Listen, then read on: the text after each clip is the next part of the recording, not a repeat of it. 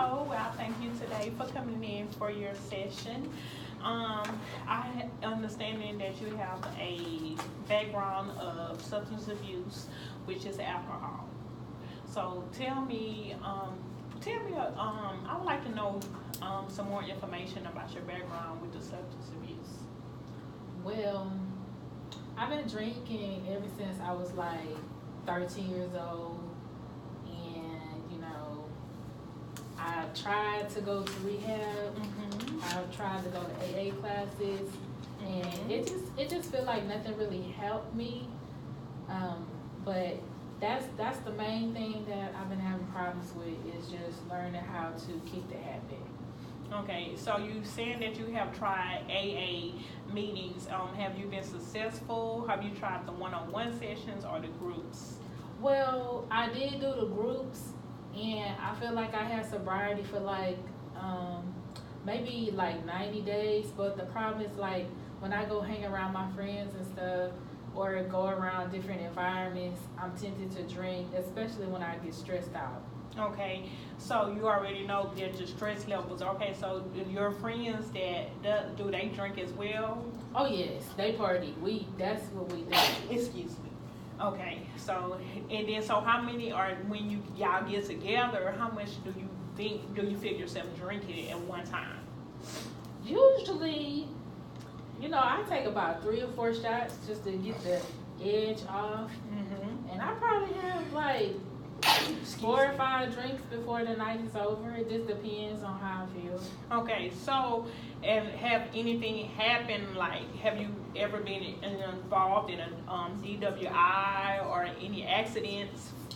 Oh well, I haven't had no DUIs or anything like that, but I did lose custody of my children because of my drinking, and it did cause me to have a divorce because of my drinking. Okay, so how long ago have it been that you lost your kids?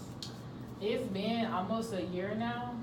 Okay, using your kids due to the substance abuse of alcohol, do you think that you would be able to get them back, or is this the reason why you came today to get guidance, or do you willing to stop, or what is the cause that brought you in today?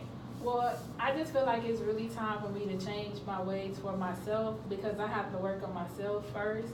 I do want custody of the children back, but I feel like it's going to be an uphill battle because I had so many episodes of the drinking that, my ex-husband had to show when we went to court.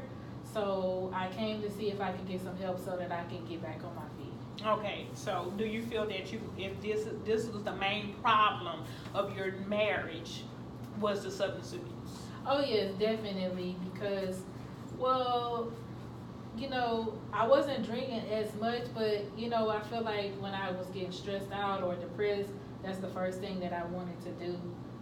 Even when I was working, because I lost my job due to it too. Okay, so you saw this pretty much you lost your job, you lost your kids, you lost your husband through your substance abuse. Do you have a family history of substance abuse? I really don't have a history of it. Mainly, I think I was doing it because I was raised in a domestic violence situation with my parents. I did see my one parent doing a lot of drinking, but I really don't know if it has anything to do with me drinking. Okay, with you drinking. Okay, so mainly we know the substance, the alcohol is the main substance. You don't do any other drugs other than alcohol. Well, I did try some other drugs, but I felt like that wasn't for me. Alcohol makes me feel better. Okay, so how many drinks do you have daily? Well, it depends on how stressed out I am, but typically I drink maybe 3 or 4 pints of whiskey a day. Okay, so that is a great amount of alcohol, Yeah. So in the meantime, let's focus on me and you together of trying to limit the pints. So you do 3 to 4 pints a day. Let's try to see, but you want to do a drastic change. Let's see if you can do it like 2 a day, 2 pints a day. So what? Okay, well usually I do it like in the morning, or like before I go to work. I might put it like in like a like a little trial size bottle. I might take a couple shots before this was when I was before I was working, you know. So, but now since I'm not working, I don't have to worry about it. But it's beginning to be a problem because I don't have a job, so it's making me feel like I have to still so I can get to drink. Exactly. So I don't know if I can do that. Right. So honestly, I think by you can, if you just set yourself a goal, because mostly you say that you having the custody of your kids. You want custody of your kids. Yes. So by you having custody of your kids, you have to stop drinking alcohol, because you can get randomly checked through CPS. So that should be your main concern right now, is to get your custody back from your kids. Right. So in the meantime, drinking, and then you need an income and able to take care of your kids as well. So if you don't have a job, you cannot be able to. In some jobs that you have, they may ask you to do a drug testing, alcohol testing, and you don't want that to be in your way of you going forward. Okay. So main thing you have to think of a focus, and what is the main thing that you right now? The main thing is your kids. So that is at the top of the pole right now. So you know that you need to limit your intake. When you in the morning time, it's easy for you to get up in the morning times to drink to express your feelings or whatever you're feeling at that moment. But if you just limit it and say, well, you know what, just what do? Put your mind on something else. Like if you think about doing alcohol, maybe you can call your mother and say, hi, how are you doing today? Or your friend that you're close to, hey, let's go out to eat or something, like whatever thought. So if you have that thought in your mind for drinking early in the morning, then you can call someone and say, hey, just to take your mind off of it and see what's more important to you at that moment. Okay, well, I have a question. Okay. If I go from drinking 4 pints to 2, okay, what am I going to do about, like, when I start feeling, like, anxiety and I start shaking? I mean, I know you said I can call somebody, but, but what about the physical, like, effects on my body? Because sometimes when I don't drink, I just start shaking out of nowhere. Yeah, it's going to be important because right now you in the withdrawal symptom. So if you're going to have the anxious or whatever. So what is your favorite? Do you drink soda? Well, I really just drink Coke because I like dark liquor, so I just drink Coke. Okay, so maybe if you drink a Coke, and sometimes the Coke has some kind of a different effect, as it's not like it's to take the whole alcohol tasting away, but it would give you a different taste, like you substituting it for something else. Because you mix your drinks in with the alcohol, so just take the alcohol away and just drink positive thoughts when you drink the Coke. Okay. So then it ain't gonna just like happen overnight. You just have to do little by little to get your body back on the strange of you, because you so used to having it morning, noon, and night. So if you do just a little change in order to get you to that point, then you won't like drive it, because everything is in the mind. So your mind is going to crave it, because that's what your mind is thinking of. Oh yes, I want to drink. I need this drink. But then you have to think about the positive things of like, no, I have to get my kids back, and that's more important. Like saying that you just cut cold turkey, no, but you just do different steps in order for you to stop drinking as much. Like 3 to 4 pints, like you said that you was drinking, you can do a half a pint, or then you start getting the urge to not want it at all. Okay. So, but then there's sometimes like alcoholics, they be like, oh, well, I need something else to express, so they may eat gum, they may eat candy, or they may drink, but it's just like a limit, which you can take. It's going to take time for your body to get back on track, to understand that, no, I don't want the alcohol to substress me. You have to it's back to getting your body and your mind back on focus. Okay. So how long do you think it will take for me to like stop having those shakes and, you know, like sweating at night and stuff if I don't drink it? Yeah, it's How gonna. long do you think that'll take? It may take. I mean, everybody is different, so it depends on you basically, and then you keep on. You know, it matters about how long it's been in your system. So yes, you're gonna have withdrawal effects, and you're gonna have, but sometimes it doesn't. It's no specific time. Sometimes it may go for a year. It may go for a couple of months. So you know, eventually, your body is gonna get to. Oh, okay, I'm not getting this alcohol in my system no more. Okay, so what do I have to do to suppress this addiction that I'm, because it's addiction, you know, just like shopping can be addiction, alcohol is addiction. So once you stop, it'll let you know like, okay, something is going on. My body, your body is like in a shock, like what's going on? Okay, I'm not getting the alcohol like I used to get, so I need, you know, it's gonna make you have thoughts, oh, I need my alcohol, because once I get my alcohol, I'm gonna stop shaking, I'm gonna stop sweating and this and that. But then it's like, it's a mind thing. You're like, sometimes you're gonna have to deal with the after effects of it, because that's what you're used to. So your body, once you don't get it in your body gonna be like, okay, how do I get back to normal? Because this is what I've been getting in my body 24/7. So how do I just not deal with it permanently? Well, and then I was wondering, because you know how people, like my ex, they'll always think that I'm gonna be an alcoholic because that's what I always been doing.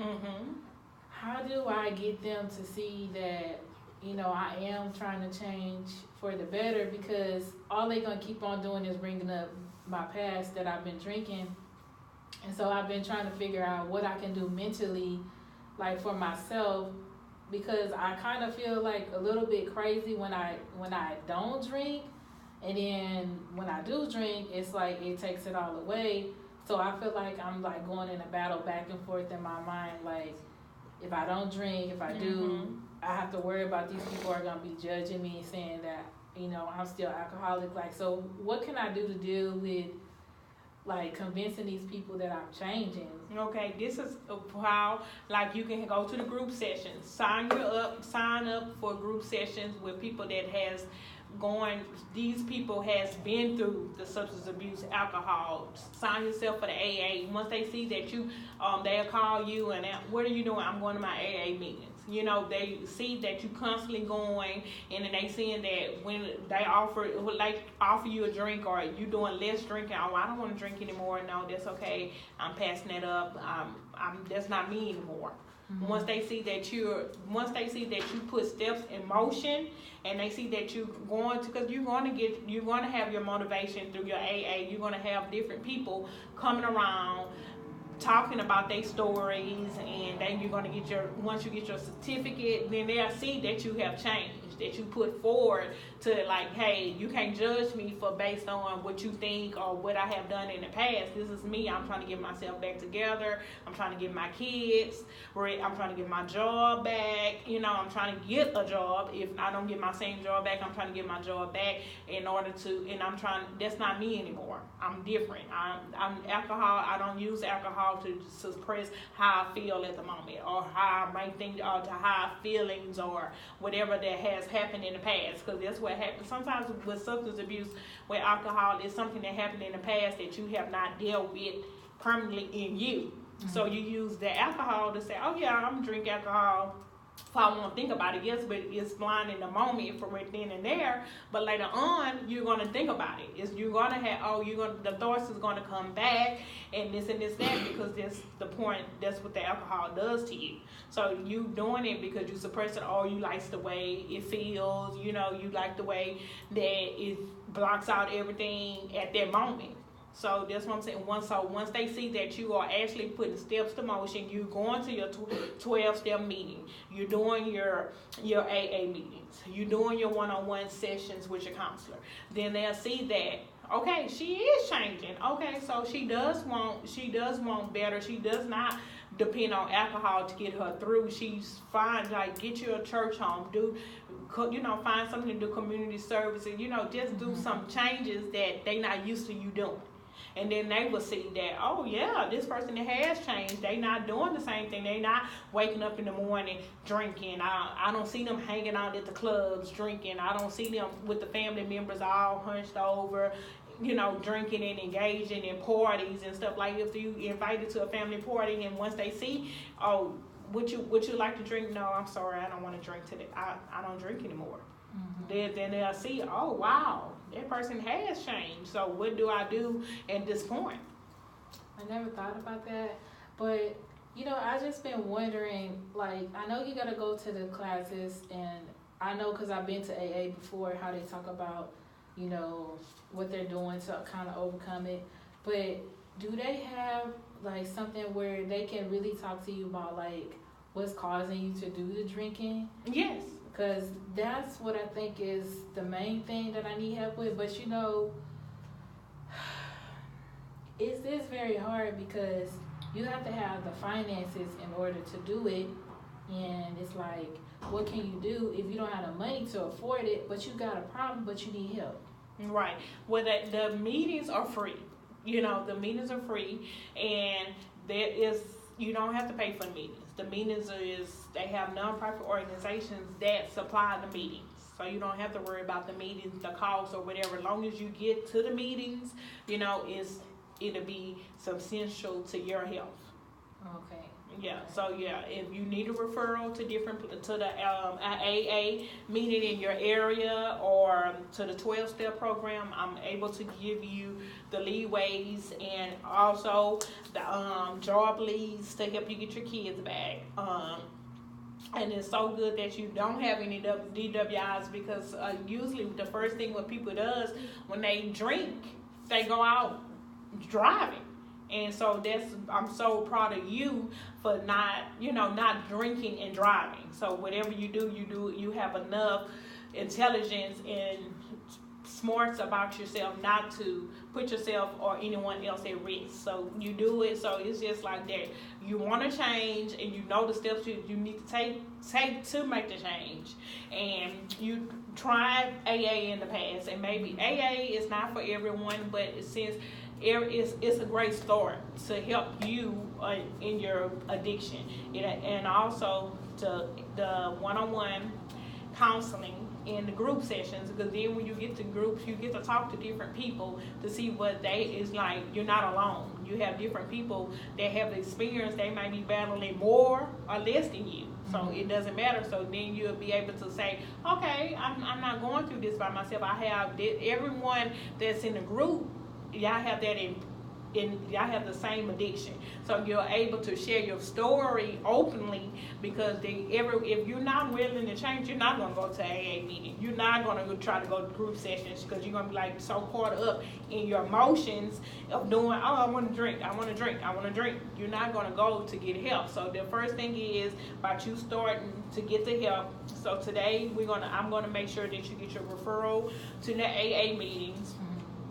We have some job leads set up and to help you with to getting your custody back of your kids. So yeah, and I also was wondering, do you think that you have like places where I can live at?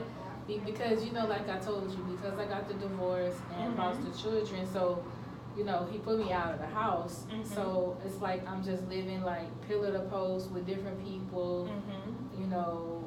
I mean, I lost the car too because, I couldn't pay the car note because I lost the job. So it's just like, I feel like I'm hit rock bottom, like, and I need somewhere to live because I need to get up on my feet. But I've been kind of worried about like going to some of the shelters because I seen people hanging out there and they was like, drinking and doing drugs outside the place. So I'm just trying to figure out, is it like a secure place I can go live at and get myself on my feet? Or do you know any? Yes, we have different places that we refer clients to that needs the help. Yes, we have different shelters that we work with, one-on-one places that have personal care homes that helps. Yeah, so sometimes it's not 100% of the care that you may receive in the personal care homes, because yes, they do have, you have to keep in mind that they have people there, some people there for the same reasons you are in there. Okay. So, but you as a sole person of yourself and the responsibility of yourself, and say, oh no, I don't want to do what they doing. No, I'm going to go to my classes. Oh, just because I see them drinking, have drinks under their bed, I'm not going to do it. I'm here just for a short time, temporary, not permanently, temporary, to get back on my feet.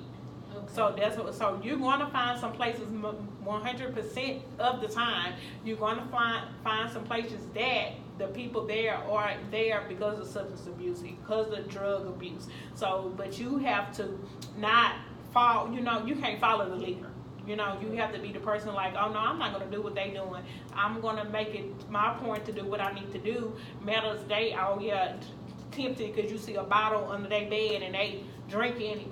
You have to be the person. I'm like, okay, they drinking. I'm not going to do that, because I got my main priority is to get my kids back and get back on my feet. If I can get a house or apartment or something, get employment, if I can take care of my kids and get my kids back full, if not full custody, joint custody. That's your main goal right now. And then the only last thing that I was really wondering about is that, some of those places do things, and I just want to know, do these people know like what I've been going through? Like, have they ever been going through the same thing?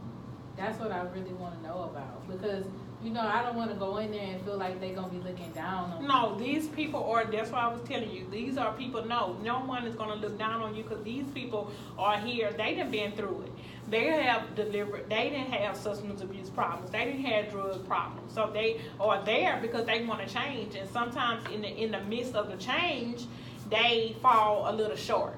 So then they need that little pull from the person that's really, hey, what are you doing? Why you got that under your bed? No, I need you to go to your classes. Today is Monday. You're supposed to be at your class. It's 6 o'clock. Why are you late? Why are you not at your classes? You have missed 3 or 4 sessions, personal sessions. Come on, I need you back. They have people that steer you. No one is gonna look down on you, because everybody has some kind of addiction or substance abuse they have experienced themselves, or a family member have dealt with it.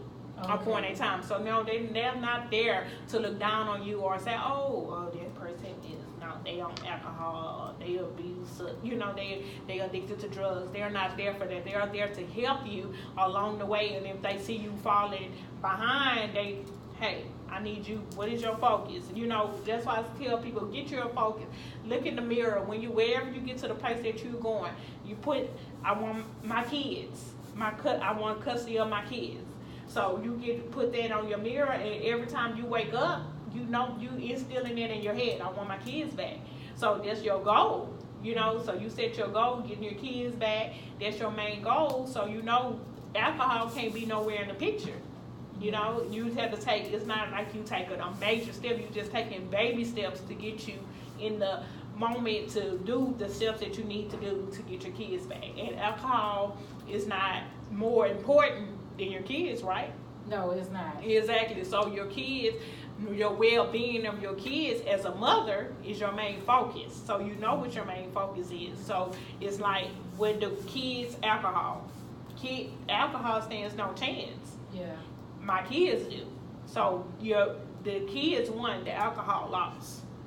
So that's how so that's how you have to look at it. Alcohol lost, my kids, my well-being of the kids, because your kids is looking up to you, because you don't want your kids to have to depend on alcohol, because they mimic what you do.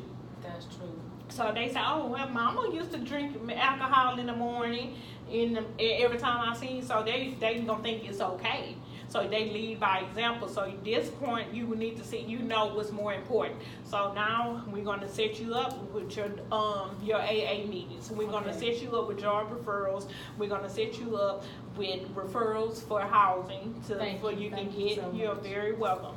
So we're here. You can come. Your sessions is Monday, Wednesday, and Fridays. So you have 30-minute sessions with me. So I appreciate you coming out today to talk about your alcohol abuse, and we together is going to do it together. And you have any questions for me at the moment? No, you answered everything. I'm just so grateful for you giving me a chance to get back on my feet. You're very welcome, and I thank you.